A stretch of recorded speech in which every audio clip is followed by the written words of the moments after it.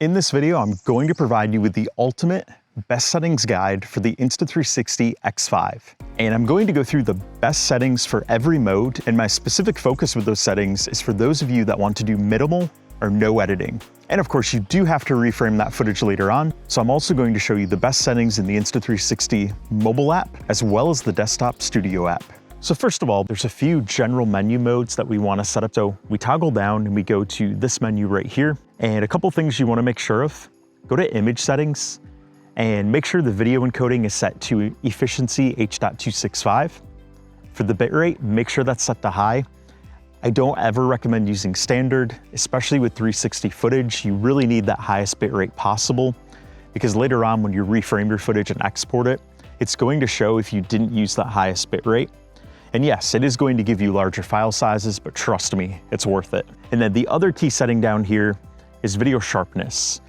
I recommend low or medium. It's going to depend on where you're filming. If you're in a forest like this right here, you usually want to use low, because otherwise that sharpness is going to sharpen all of those little details, like all the leaves on the trees, and it's going to look kind of overly sharp. So I use low if I'm in that environment. But if I'm in a more open setting, like a desert, on water, anything like that, then I do recommend using medium up here. And the final setting on this particular menu for the image settings is make sure in-camera stitching is selected. This is just going to make sure it stitches that photo in camera. And then there's one more setting up here that I want to make sure we adjust. You're going to toggle left 2 times, and you're going to go to audio settings. Now, the built-in microphone on the X5 is actually quite good.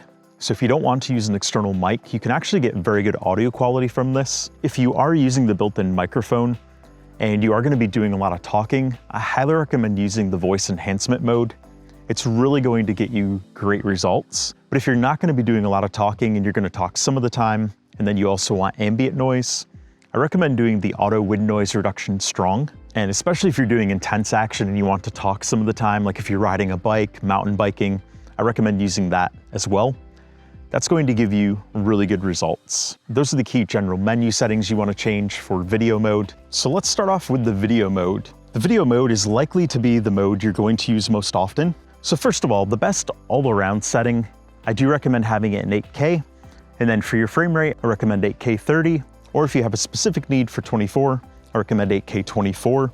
But in general, 8K 30 is going to be the best all-around setting for this. We interrupt our regularly scheduled program for a special announcement. So shortly after I finished filming and editing this video, Insta360 went and released a new firmware update for the X5. And with that firmware update, they added a very important feature to not only getting the best no-edit footage, but just getting the best footage in general.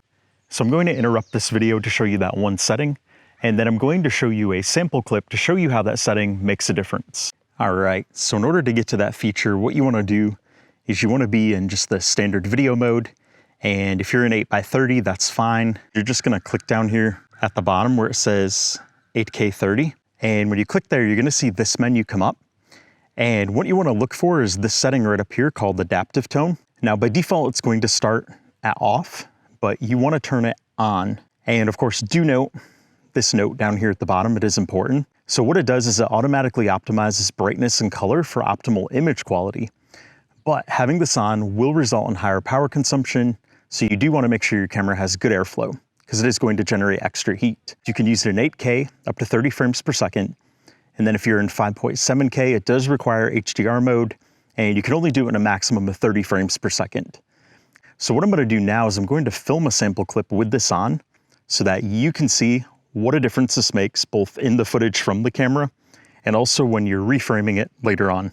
This is with the adaptive color mode enabled, and it's a good place to test that out because here in the woods, it's shady in a lot of places, but then there's also places like right here where the sun is shining down through. And like right here, I'm about to walk through another sunny spot, but then I walk back into shade. So this is a perfect place to show how this adjusts. Where this will benefit you most is in environments where you have a lot of contrast. And in a moment here, I'm going to show you this in the app.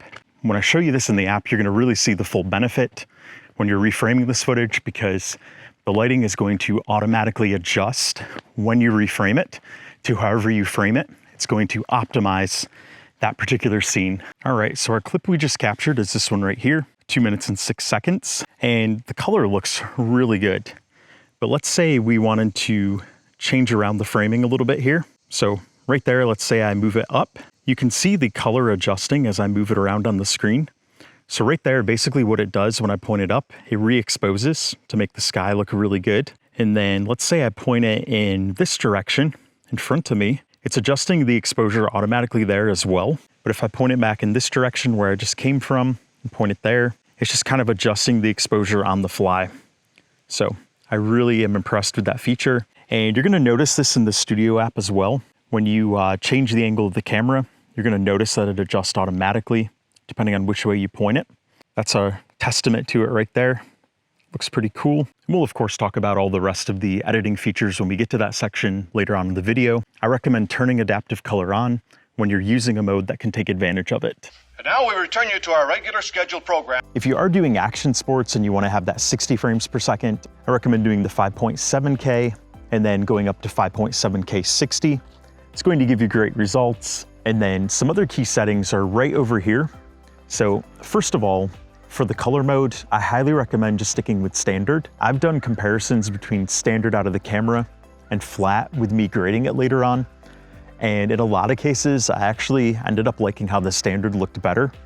I found with the flat, there wasn't a lot of flexibility for grading, and standard looked really good out of camera. So I just recommend sticking with standard. For the EV comp, I actually keep that at 0. I did find with some of the past X series Insta360 cameras that those tended to overexpose, but I have found that this one actually does really well in the highlights. If you do find it's overexposing a little, you could put it down to the negative 0.3, and that can really help preserve some of the details in clouds if it's a really bright day. But in general, 0 is going to give you really good results. And then going over here, keeping white balance at auto. Auto is going to serve you well. For the exposure, I recommend just keeping this at auto for the balanced exposure. The X5 is really good at knowing how to balance that exposure. It's constantly detecting that and it's adjusting that as you film. So I recommend keeping that at auto. So those are the basic video settings. So what I want to do next is I want to toggle over here to the PureVideo Mode. This is going to be if you're filming in low light. The X5 does an incredible job in low light. I've used this even in some very tricky scenarios like in the woods, and it actually did a phenomenal job. But I do recommend in most cases to use 5.7K in this mode. That is going to get you the very best results. And part of the reason for that is that lower resolution is going to look a little smoother, and that 5.7K has a little more flexibility in low lighting because it is a little bit lower resolution. So there's not going to be as much noise that's visible, and the camera's not going to have to do quite as much work smoothing that out. And then for the exposure settings in PureVideo, I recommend keeping all of these set to auto. So standard, EV0, white balance auto, and then auto for the exposure. Now, the only thing I will mention is if you were in an urban area and you're filming at nighttime, I do recommend manually adjusting this to 3200K. That's a neat little trick that's going to really give you the best results with that urban lighting. It's going to look really good. But if you want to set this manually and you're not in an urban area at nighttime, then I personally like 3800K. That's what I use if I'm hiking and filming in the woods at nighttime. But if you're not sure, just keep it at auto and it's going to do quite well. Going on to the next mode, the InstaFrame Mode. So the InstaFrame Mode is one of those modes that's brand new on this camera, and you've got a lot of flexibility on here. So if you want to do instant sharing with this mode, there are a couple settings you want to change on here. So you do have the selfie view right here. And what this camera will do is it will auto detect where you are and it will follow you around. So that is very cool. Even if you move to this side, it will still follow you. So I love that mode, and this is great for instant sharing, but there are also other modes on here. And you can turn on distortion correction, by the way, right there. And you can zoom it in and you can zoom it out. And you can choose rear view, and you also can choose top view. You can choose bottom view, and you can choose custom view. So with custom view, you can drag this around, get your framing where you want it. So that is very cool as well. And then once you've adjusted the perspective control, down here at the bottom, you've got settings that you can adjust as well. Now, it is important to note that the final video resolution, the flat video from this mode, is going to be 1080p. But for this, when you're recording it, I recommend keeping it in 5.7K. 5.7K is very close to 8K, and it's going to look very good when you export it to share it. And then for the frame rate, I recommend 30. And then for the ratio, note this, if you want your final output to be horizontal, where you want to share it like a traditional 16:9 format, keep 16:9 there. But if you want to share a vertical video, put this to 9:16. So if you want to do a YouTube short, anything like that to share instantly, make sure to set that to 9:16. And then once you've keyed in those settings, there's also two other things to note here. If you hit this button right here, it's going to do a 360-degree spin. So it's going to automatically do that. There's a lot of great use cases for this, especially if you're in a really cool place and you want it to capture everything that's around you. Like I would use that when I get to the summit of a mountain. That's a very great place to use that. Then you also can do this right here. It's gonna do the barrel roll. So that's also a cool effect. Going on to the next mode, Timelapse Mode. If you've been around my channel any great length of time, you know I love capturing time lapses, and the X5 is a phenomenal time-lapse camera. You can get time lapses in 11K resolution, and they look absolutely great when you export them as 9:16 or 16:9. I recommend 11K for this. There's no reason not to get that highest resolution. And then of course, frame rate, we have one option, 30. Interval, that's gonna really depend on what you're capturing and how long you're capturing it. If you're doing a time lapse where you're gonna have your camera sitting there for about an hour during the daytime or sunset, something like that, I recommend 2 seconds. If it's gonna be sitting there longer, like for several hours, then I recommend 5 seconds. And finally, if you're doing a time lapse like at nighttime or something like that, then you wanna set a longer interval, or if you're doing it for several days, which of course you would want to have a power bank plugged in while you're doing that because the battery is not going to last that long. That's when you might want to do an interval like 30, 60, or even 120. And then for the settings over here, I recommend sticking with standard. For the EV comp, if you are trying to capture a lot of clouds and get those cloud details, then you might want to tap this down to -0.3 or even -0.7. It's going to help preserve those details in the highlights. But if you're just going for a standard time lapse, I recommend keeping it at 0. For the white balance, I generally recommend keeping that at auto. And then the rest of these settings I recommend keeping as they are. Going on to the Timeshift Mode. Timeshift Mode is basically a moving time lapse. It's also known as a hyperlapse. For this mode, I recommend 8K 30, and for the speed, I recommend keeping this set to auto. This camera is going to automatically adjust the interval, and it does a great job with that.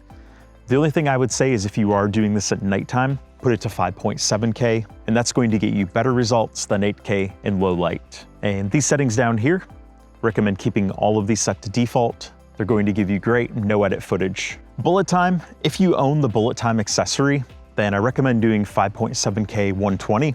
I don't have it attached to the camera right now, but that is by far going to give you the best results.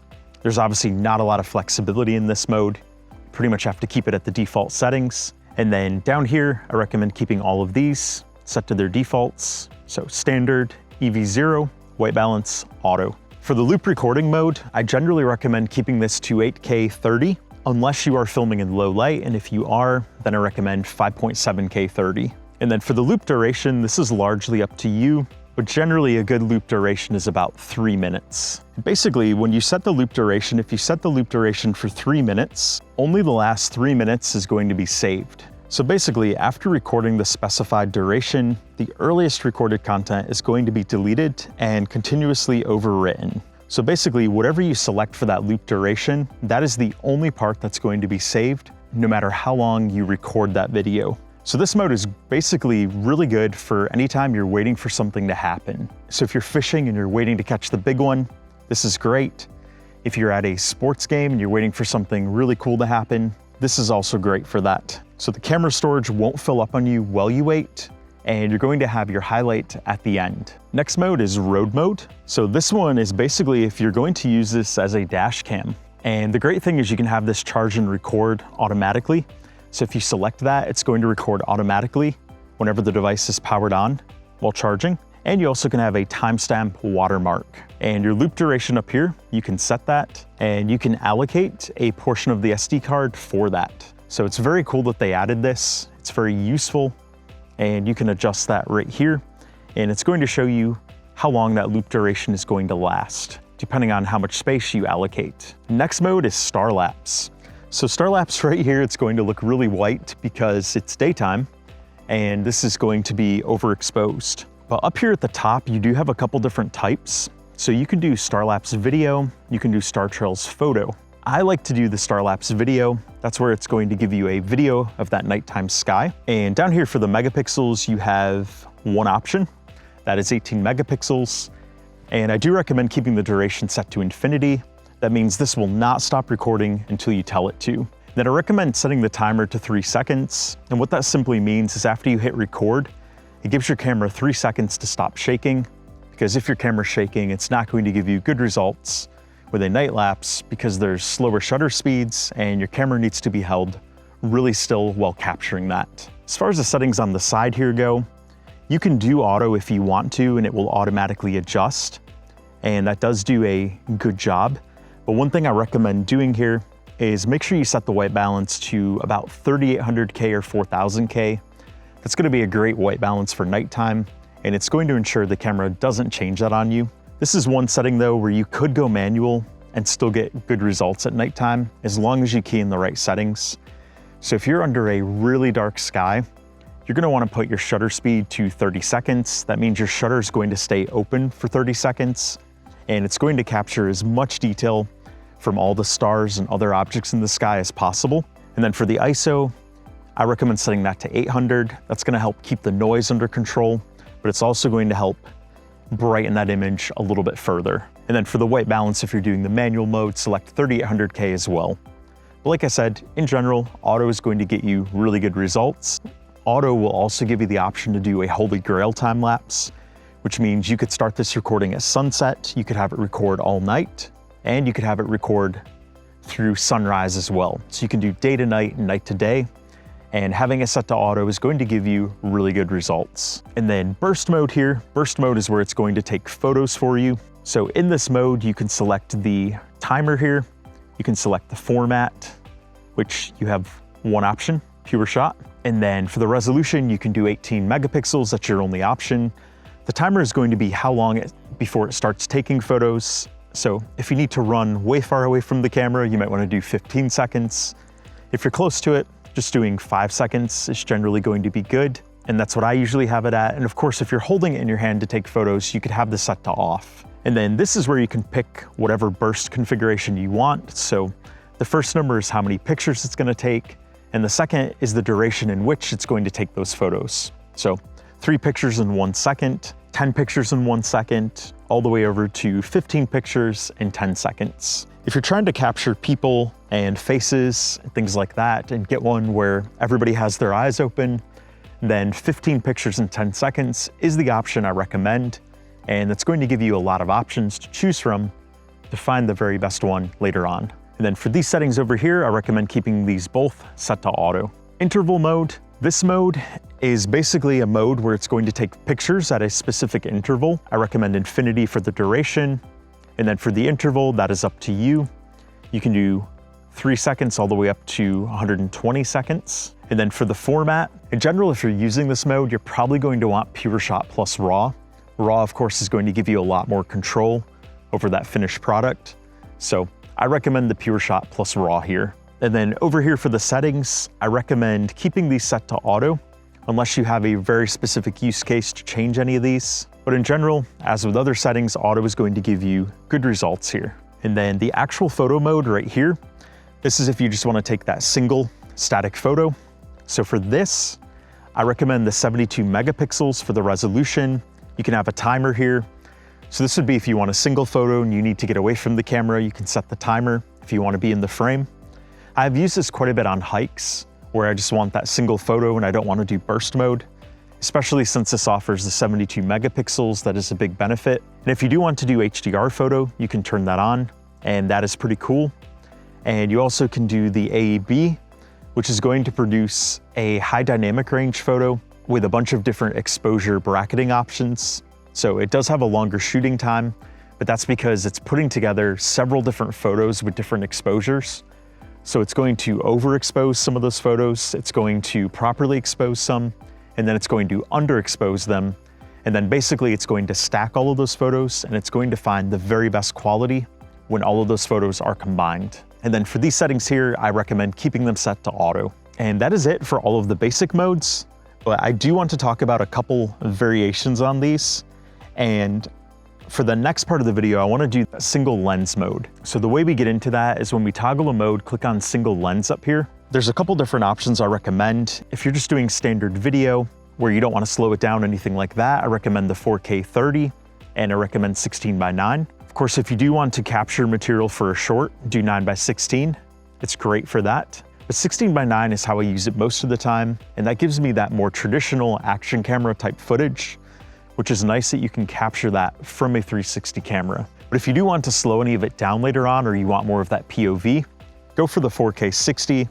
It's gonna give you great shots when you're mounting it on your chest, your helmet, your handlebars, and that'll work really well in bright lighting conditions. And over here for the view, I recommend keeping Mega. You have some other options like D-Warp, but they're going to crop it a lot, and Linear is really going to crop it even further.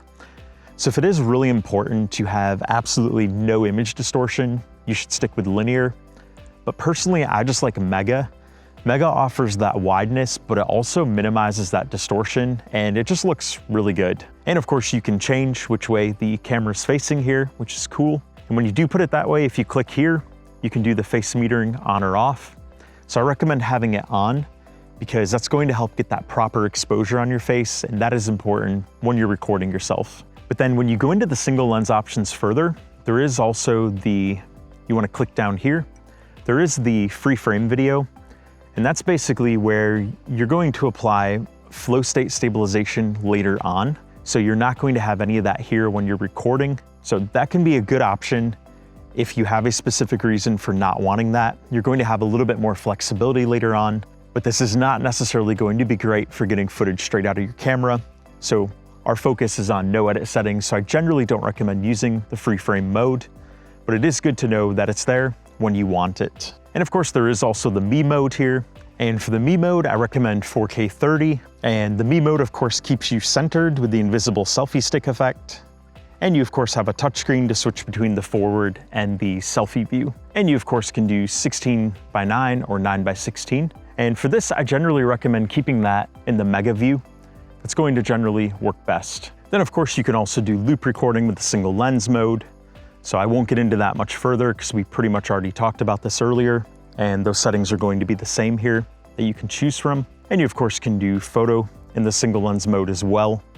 I generally don't recommend doing that unless you know exactly how you want it framed, because you're not going to have the 360 flexibility. But if you do that, I recommend doing the 36 megapixels.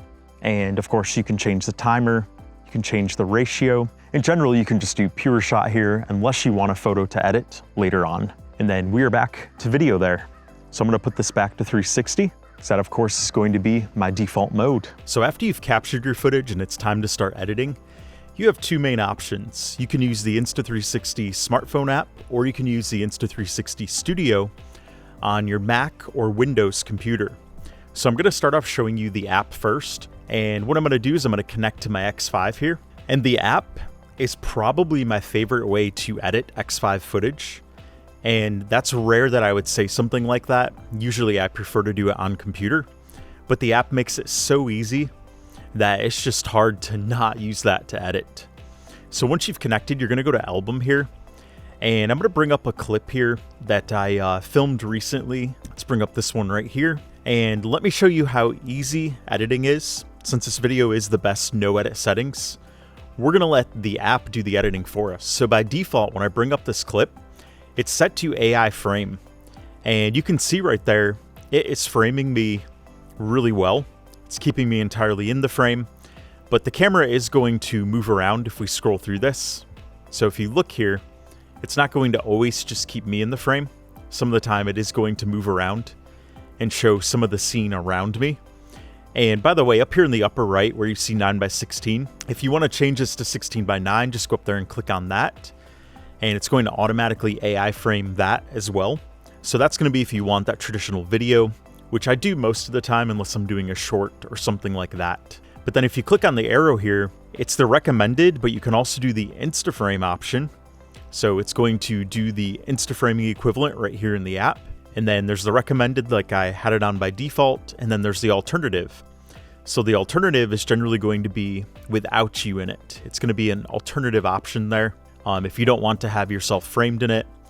but I personally like the recommended AI frame. I find the app does a phenomenal job with that. It's really quite incredible. But then you do have some other options here as well. You can go into the editor. When you go into the editor, you're going to get to do all of your keyframes. You can cut it, things like that. I'm not going to get into all of that in this video because these are supposed to be the best no edit settings. But if you want the easiest option here, I would go with deep track, and then I would select what you want to track, which usually is going to be a human, and you can do that. But what I find is the AI framing actually does just as good or a better job than the deep track. So I just don't really find myself using this option much. But if we go back to the prior screen, if you click on this auto edit down here, what this is going to do is the AI is going to edit your entire clip, and it's going to generate an output for you. And it's going to add music, that type of thing. And it's going to pick one of these templates down here that it thinks is most applicable. But if you don't like the template it selects, you can go through these options here. There are tons of them. There's vlog options, there's travel options, and when you click on it, it's going to update the transitions and filters, and then it's going to show you a new output. So this one added some music to it as well. These are very cool. I've tried a bunch of these before and I really like them. This one's a retro one. So these are really cool ways just to get a simple edit of your footage. And if you don't want to put a lot of time and work into it, it's a very cool option. But once you're done doing your edits, what you want to do is you want to go up here. Oh, and by the way, you can adjust the duration. So for the auto edits, if you want it to be 10 to 30 seconds, you can select that. 30 to 60, you can also do a 1 to 2 minute.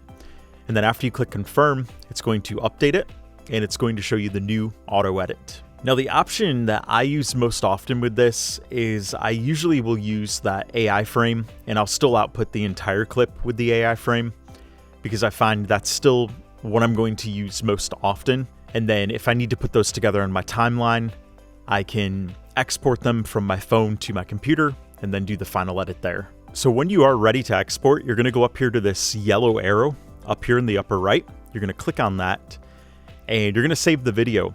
So I'm going to click here where it says custom 4K 30. And if you have a platform you're going to export this to, like Facebook, YouTube, TikTok, you can select one of those and it's going to adjust all the parameters automatically for you. But what I like to do is I like to do the manual export, and I usually make sure it's set all the way to 4K and of course 30 because I filmed it in 30 frames per second. And then the bitrate, I like to have this all the way to the right hand side because it's going to give me the highest quality export. So then all you have to do at that point is click export to phone and it's going to proceed to export. So if you decide you want to edit the footage using the Insta360 Studio App on a computer, I'm going to show you how to do that as well.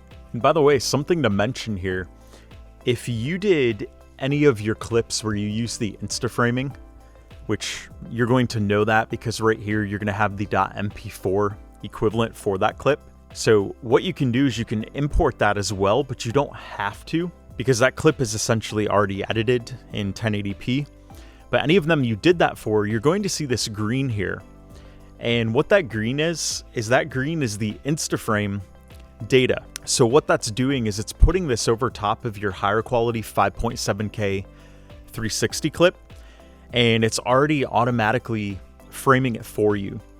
So this is kind of one of those lesser known features a lot of people don't know about. But if you did the InstaFrame, if you don't want to use that 1080p later on, your 360 clip is going to automatically get that same InstaFrame applied to it. So it's very cool. Like the clip is ready to go. It's 5.7K. It's the high quality. And so at that point, all you have to do is just make sure over here that flow state stabilization is turned on. And you don't have to have direction lock on. I like to do that. You can keep it off. It's up to you. And then over here, if you didn't use lens guards, make sure that's set to off. For dive case, make sure that's off, unless of course you were filming in the water. And then the same thing, the thermo grip cover, if you had it on, make sure to select on. Stitching optimization, I recommend AI stitching. And then chromatic calibration, I recommend selecting that. And then for the color optimization, I generally recommend just leaving this alone. But if you want a little more color, you can select the color plus. And I like to keep it at the default strength. You know, if you do too much, it doesn't look great. So I usually keep it at the 30 if I want more color. The clarity plus you could also play around with. If you use that, I recommend keeping that at 30 as well. But you can only choose color or clarity. You can't have both. And personally, I like the Color Plus better of these two. And then of course, if you do have fast moving motion, Motion ND can be really helpful to use. In this case, I'm walking. So if anything, it's gonna make the footage not look as sharp. So I don't recommend using it. It's gonna make the trees look really weird when you move by them, as you can see there. So I like to just turn that off. It looks better when you're walking and vlogging. But if you're biking or racing a car, something fast like that, then you might want to turn that on. And then the audio mode, you can make sure the voice focus is selected. In this case, I had that on the camera. And you also can select noise reduction too if you want to. So you can tailor that to your clip. And then at that point, you are ready to export. So you go up here and click export, and I'm going to export this to my computer. If you are a 360 Cloud subscriber like I am, you could also do a cloud export. But if you want to export it as 16:9, that flat video, just select export as video right here. And then you just want to put in your file path wherever you want it to go. And then for the resolution, make sure it's 4K, 3840 by 2160, assuming you want the 4K, which in general, I highly recommend that. For the encoding format, for the very best quality, ProRes 422 is going to be it. It's going to give you the best, but the file size is going to be pretty big here. So if you don't want that massive file size, H.265 is going to be very close in quality. But when you select the H.265, you want to take the bitrate and you want to bring that all the way up to 200. You really want to have that highest quality bitrate. And when you do that though, you'll notice it's still only 5.07. So we went from 15.11 down to 5.07. So essentially that file is about 67% smaller. So I recommend doing that setting if you're worried about space. The quality difference is really not going to be apparent when you share it on YouTube. And then at that point, you can click Start Export, and it's going to proceed to export. If you want to see the status, just go up here, and it's going to show your export queue. And those are the best no-edit settings using the Insta360 Studio app. So finally, a few pro tips for you before we wrap up this video. When you're filming any subject that's important to you, that it be in focus and look good, make sure that subject is back at least 32 inches from the lens, which is about 80 centimeters. You don't want the subject to be closer than that because A, there's going to be distortion, and B, the subject might be blurry because there is a minimum focal distance. So make sure to stay back at least 32 inches. And another important tip, avoid placing any subject that's really important to the filming on either of these sides of the lenses. So even though your lenses do have an overlap, there is still going to be that stitch line there. And Insta360 has gotten really good at hiding that stitch line, but there's still going to be that little bit of distortion there. So make sure anything important to you does not line up with either of the sides. Basically view those sides as the danger zone. Don't film anything important there. Make sure anything important can be fully seen by this lens or this lens. And finally, when you're working with the invisible selfie stick, make sure you're keeping that stick straight and vertical. Make sure you don't have any bends in it because the camera is not going to hide it well. The camera has a tiny blind spot for that at the very bottom where it's going to stitch out the stick. But if you have the stick crooked and not aligned with the camera, you're going to see the stick in there. So make sure to keep it aligned with the camera. And if you'd like to learn more about how to get the best results with the X5, check out this playlist right here.